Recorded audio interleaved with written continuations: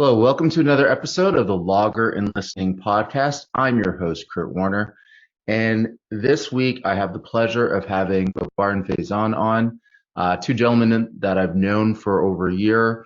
I remember meeting them at an event, and I think the very first real estate deal I think we were talking about was a multi-million dollar development deal in Hamilton. And when I asked you guys, so what have you done before? You're like, oh, this is one of our first deals together. So obviously, no fear in tackling large projects together. But yeah, thank you guys for being on. And for you out there listening to this, if you don't know who Babar and Faizan are, tune into social media and you will see them. I don't know how they find the time to get out to as many events and networking events that they do, but they do an awesome job. And pleasure to have you both on. Thank you so much for having us, and it's a pleasure to be here. Absolutely. So let's start off. I want to know, and I think the listener wants to know, how you guys, first of all, I guess, decided to get into real estate.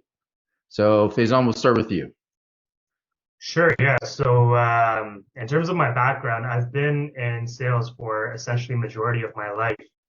And, real estate was always something that I saw in the background, and I was always like, I want to eventually get into that, right?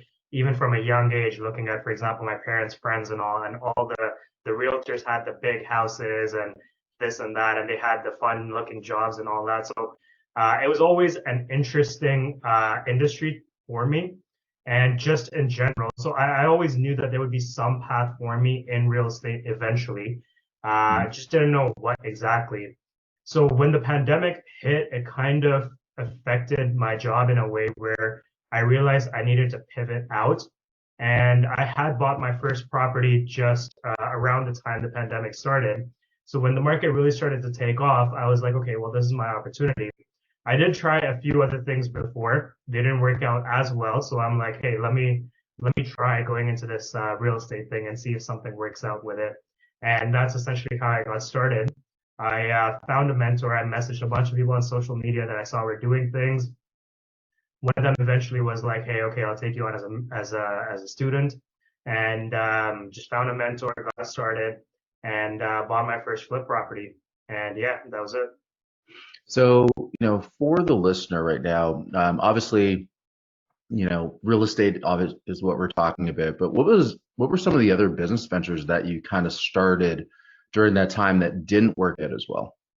Yeah, so so I got really into stocks at one point, Hmm. into day trading, and as we all know, what they say about day trading, it didn't work out the greatest. I did also try like an e-commerce business, so I started ordering workout equipment out of China and Hmm. just sourcing that, dealing with suppliers there and with different vendors and all, figuring out the best type of equipment, etc. Brought it here, found warehouses to store it in, etc. So essentially a small e-commerce operation. I got my brother and one of my best friends to invest with me and all that. So um, that was essentially the business. And we didn't fail, we didn't lose money, but for the amount of work we put in, I think we made a total of like 10 to 15% returns on our first shipment. So I was like, it's not bad, but Hmm. it's not gonna change my life. So I kind of decided that it wasn't really the path I wanted to take on. And even at that time, shipping from China was really it was tough during COVID. And for any product you're getting, it's like a good 2 to 4 month lead time. So it's not really a business that gives you instant feedback or quick feedback and takes a lot of time for not enough return. So I kind of decided it wasn't something I wanted to pursue. Okay, interesting. And it's funny that you said you were shipping gym equipment from China. I have a very good friend of mine that ordered a rowing machine from China, and this was several years ago. And he went to his door when the package came, and it was a small box with a potato peeler. So hopefully that wasn't you.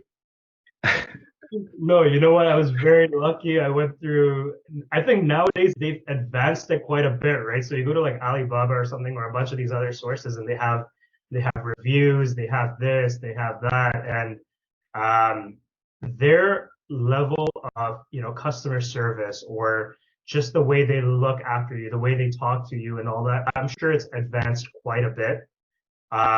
It's almost like dealing with any vendor over here in Canada. So I think because you kind of have that protection if you're going through somewhere like Alibaba, that you're not going to be totally, getting a potato peeler.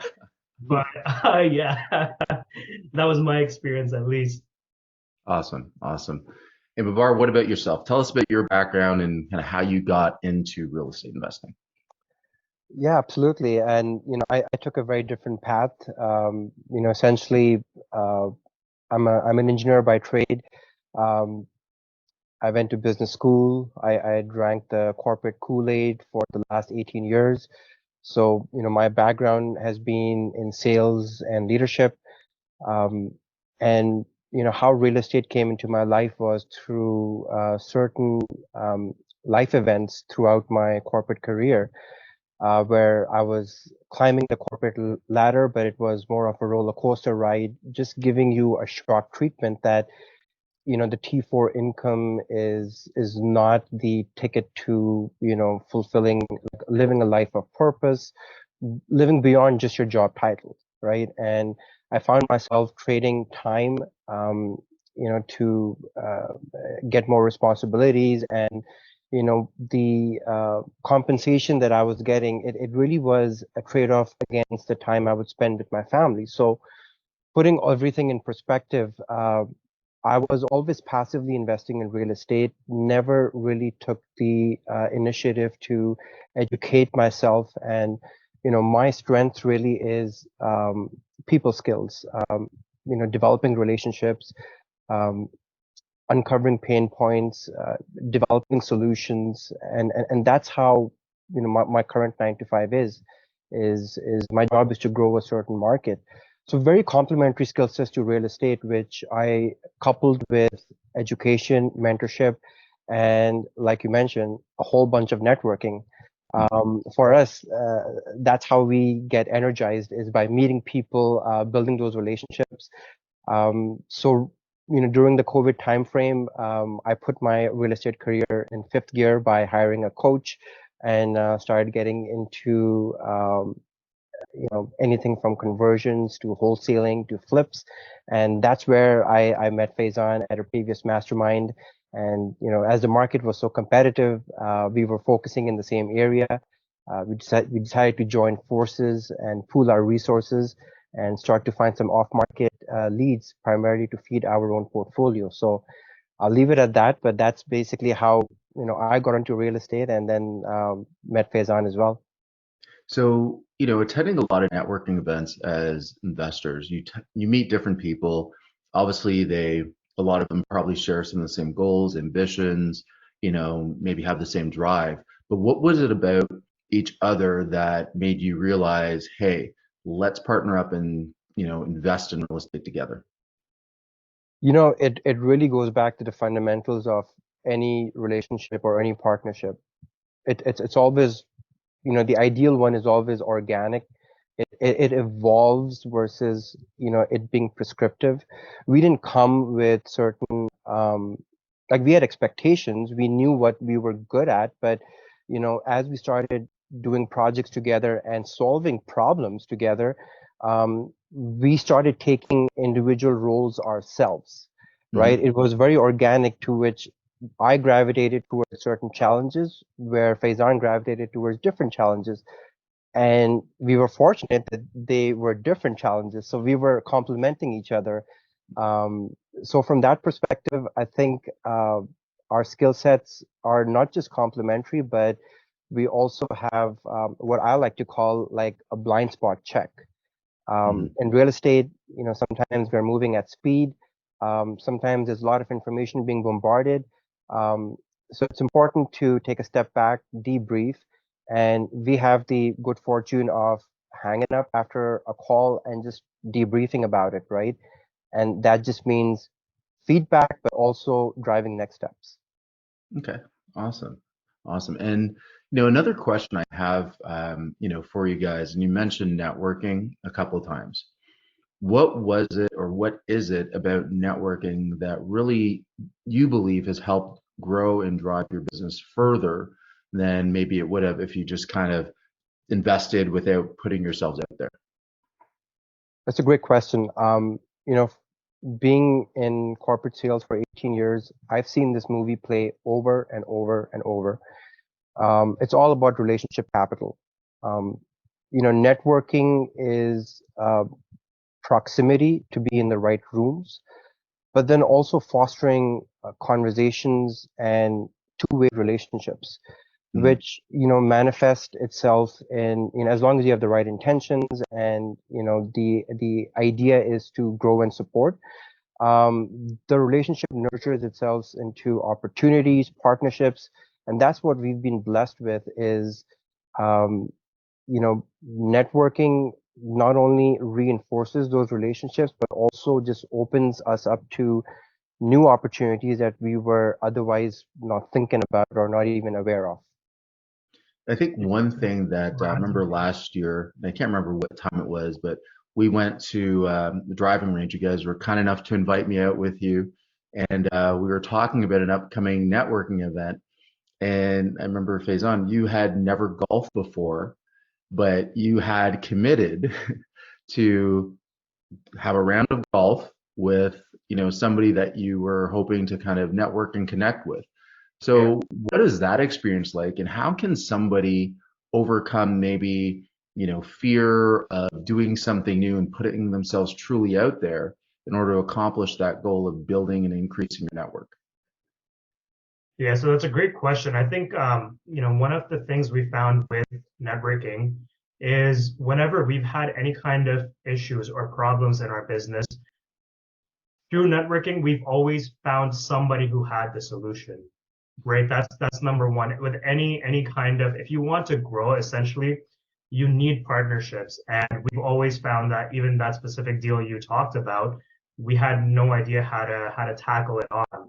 But through partnerships, we learned anything and everything about that deal, including whether it was a good deal or not, right? Hmm. So networking kind of provided us with that. It provides you with different perspectives and obviously more experienced perspectives as well.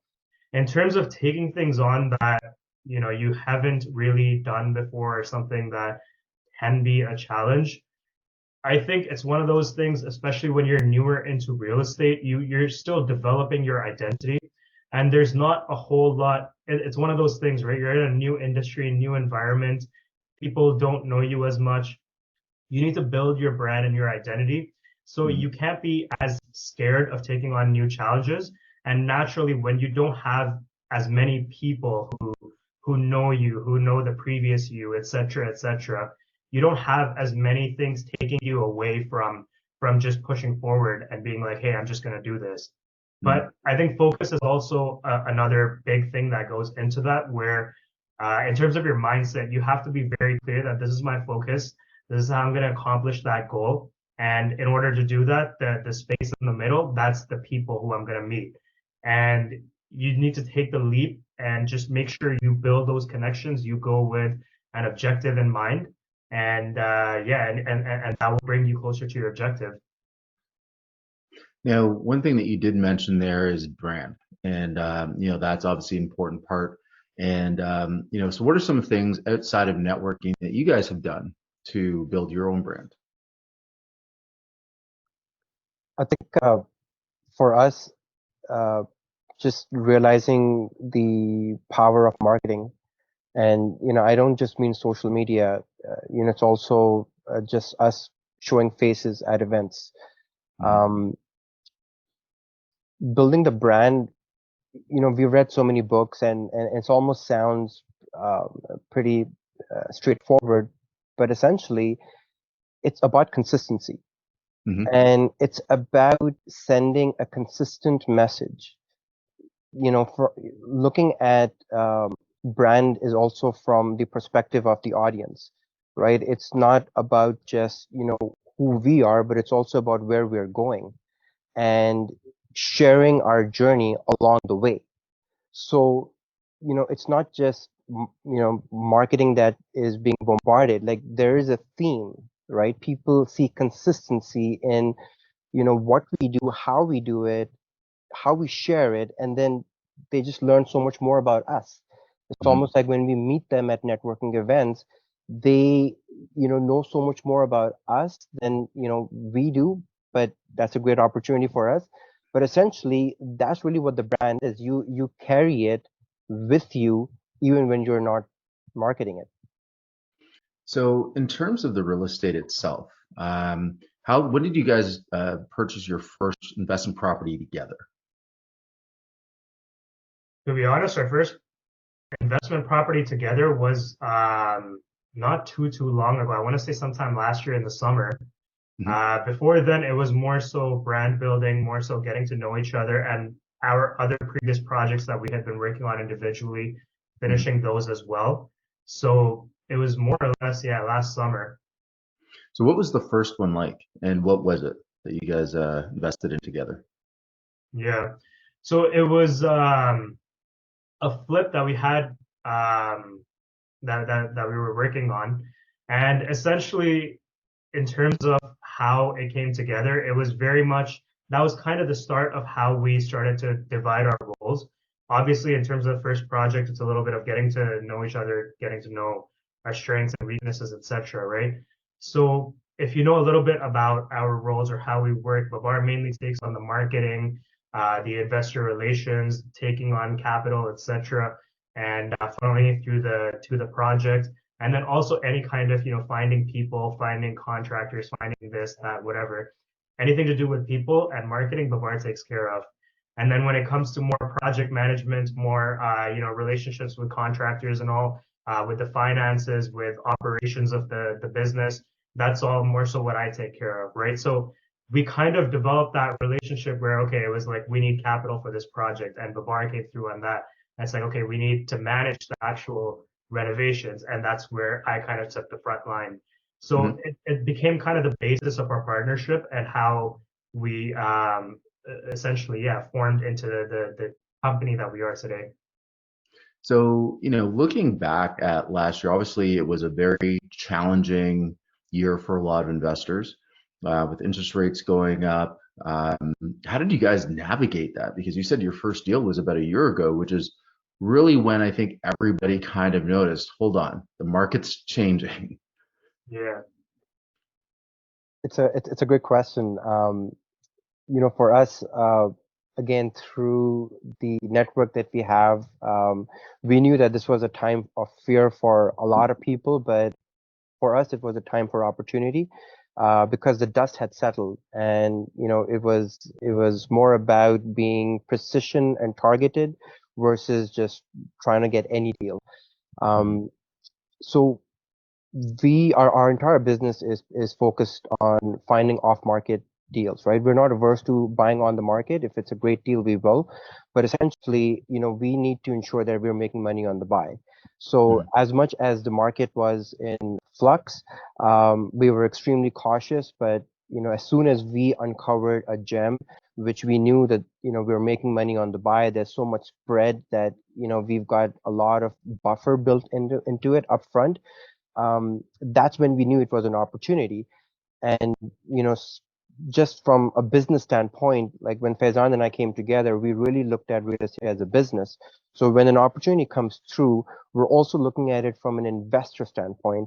It's not just from an operator standpoint.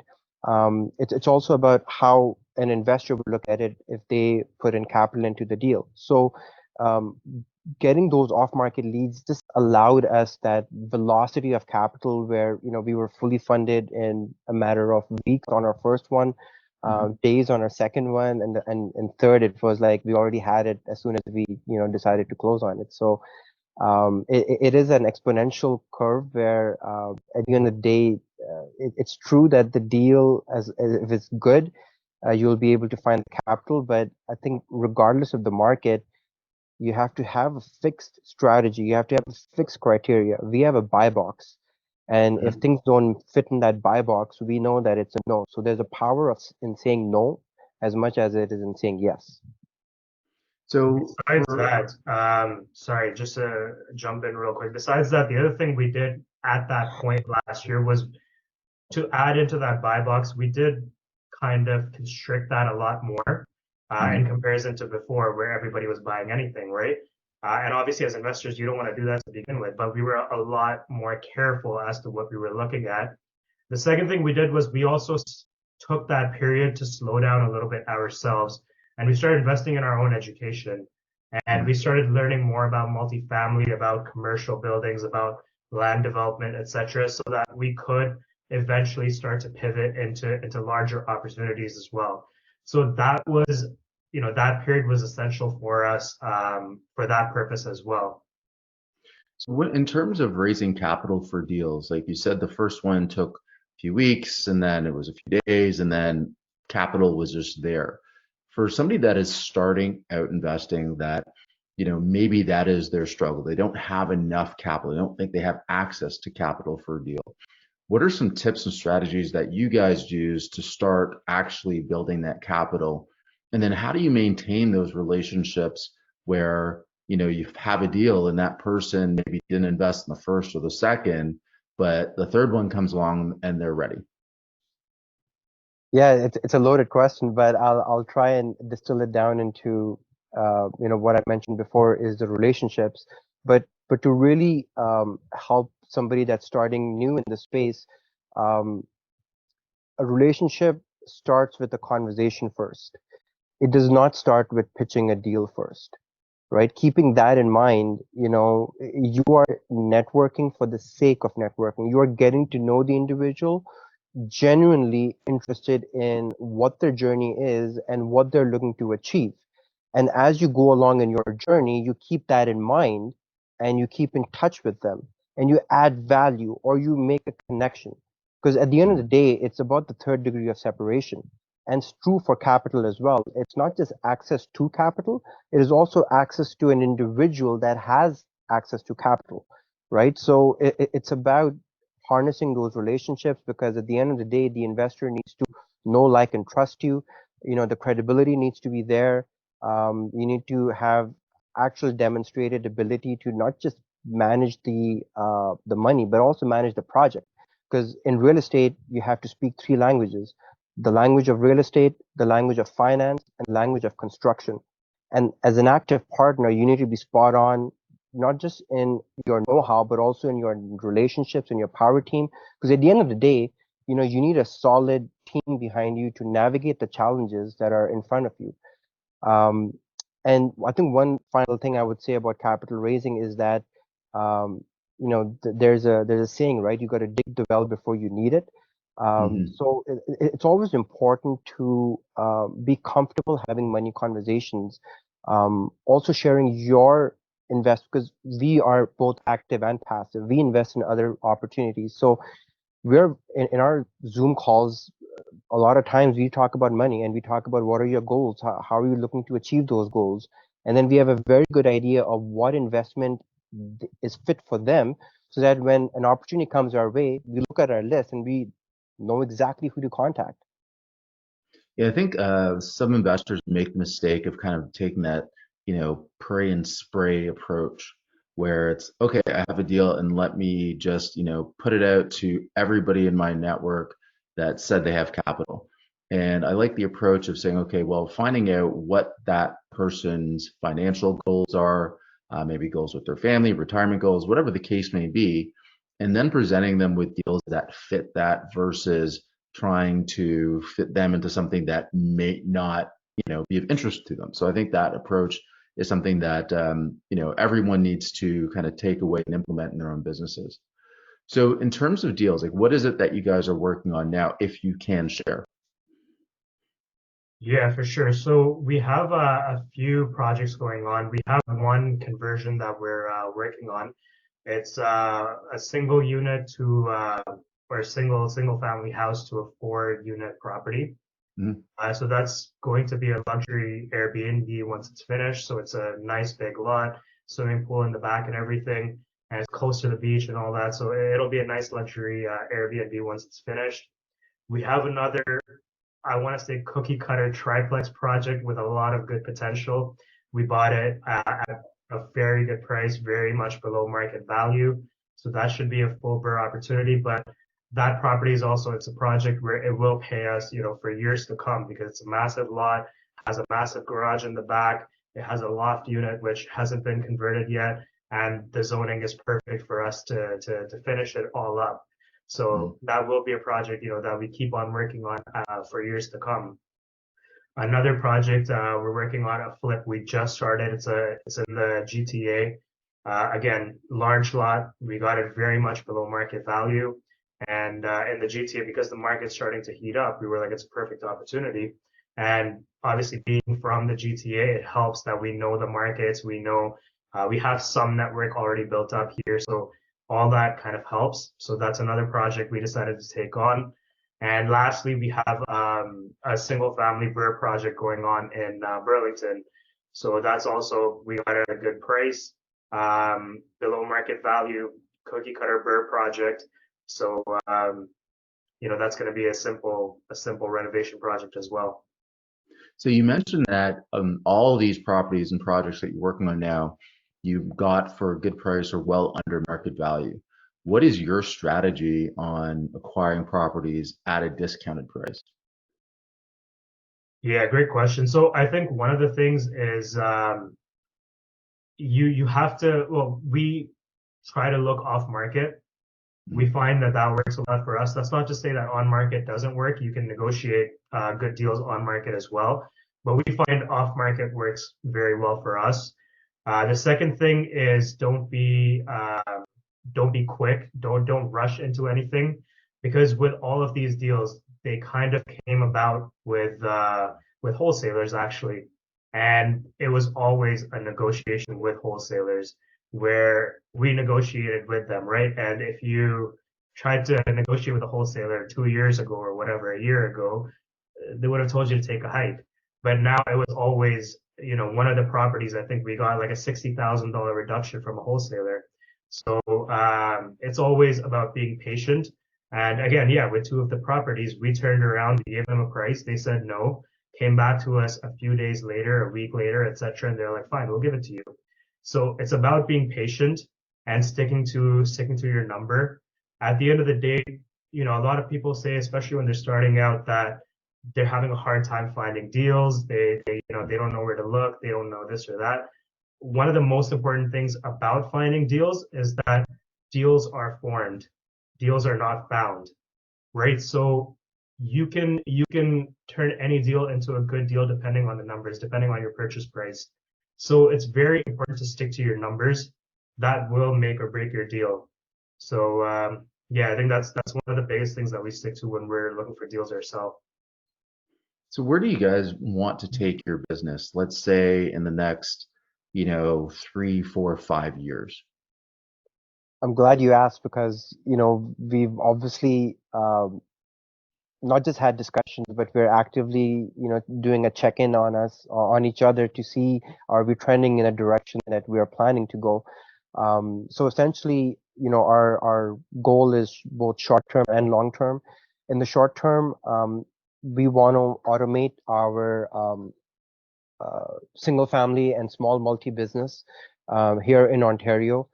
So we know the markets that we are focused on, and we have a really good boots on the ground network, which allows us the competitive edge and the advantage to do similar projects at scale. And that means that we'll obviously need to grow our team, hire people to help us execute these projects, where our long-term focus, which really starts right now, is on multifamily. And that is both in Ontario and Alberta. I've been in Alberta for 14 years. Faizan has spent a good amount of time there. So again, we've got a good network and a relationship based in Alberta. And then lastly, as the rules and policies evolve in Ontario, we're definitely incorporating land development as part of our play to not just add units, but looking at optimizing the lot with either like it's a severance or an assembly. Awesome. Awesome. And because you guys do a lot of networking and are literally everywhere, how can people get a hold of you guys? What's the best way? Yeah, you can miss us. So we're on social media. My Instagram is B Mogul, and on Facebook I'm Babar Mogul REI. and Faizan? Yeah, so I just made my Instagram right now. It should be better populated by the time this comes out, but my Instagram is faizanyusuf.rei, and you can find me on Facebook at Faizan Yusuf. Awesome, awesome. And I want to ask you guys a couple final questions here.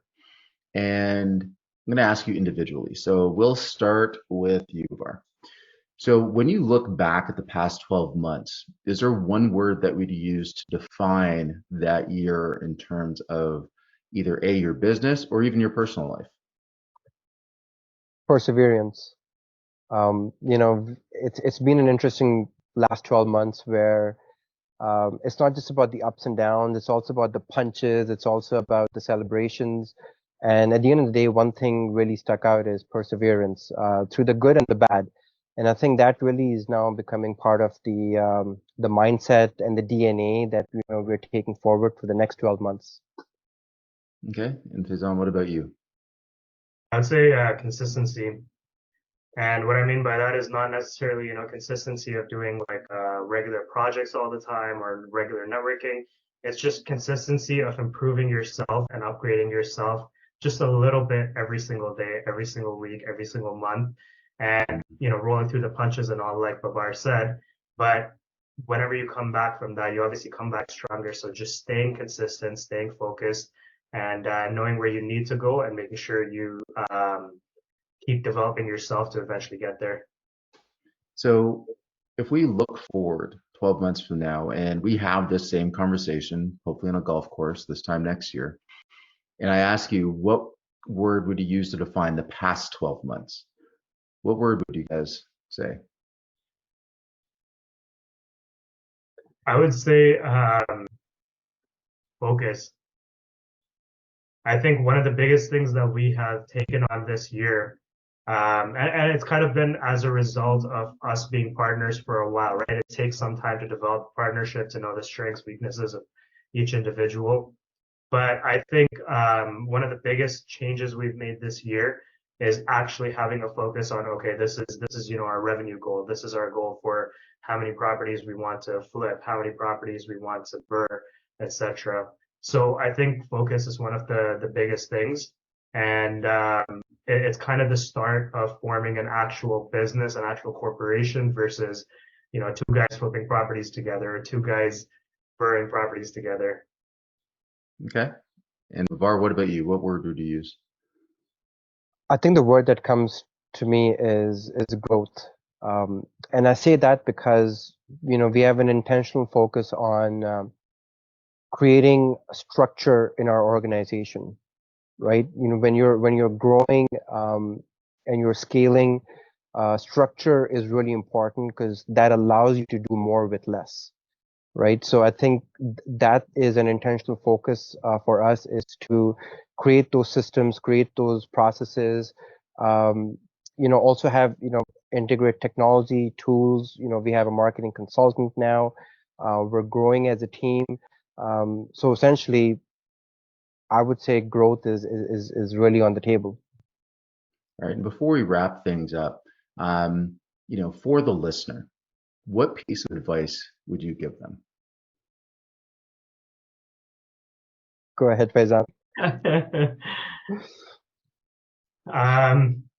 I would say the biggest piece of advice I can think of is just connect with as many people as possible. You only see opportunity and solutions to your problems and essentially growth when you're networking and growing with other people, when you're finding bigger and bigger connections, when you're the more people you meet, the more your mind expands, I would say, and retaining those connections, right? I would say connect with as many people as possible, and that will be the key to growth for any business. Yeah, awesome. Definitely. I think just along those lines, I'd add to it where, it's upon you to educate yourself, and, information is free. It's available. It's out there. You have to seek it. You don't need to pay anyone to teach you, the ABCs. And build your level of knowledge, because knowledge coupled with mindset and action is really the secret ingredient that you're looking for. But it starts with knowledge. So go out there, seek it. It's out there for you to grab. Awesome. Well, thank you both for being on Logger and Listing. It's pleasure having you both on, and really looking forward to our first round of golf for the year, hopefully coming soon, as long as the weather continues to improve. So, for you, the listener, as always, I appreciate you tuning in, and hopefully you learned a lot today about the power of networking and growing your own business. Cheers. Thank you.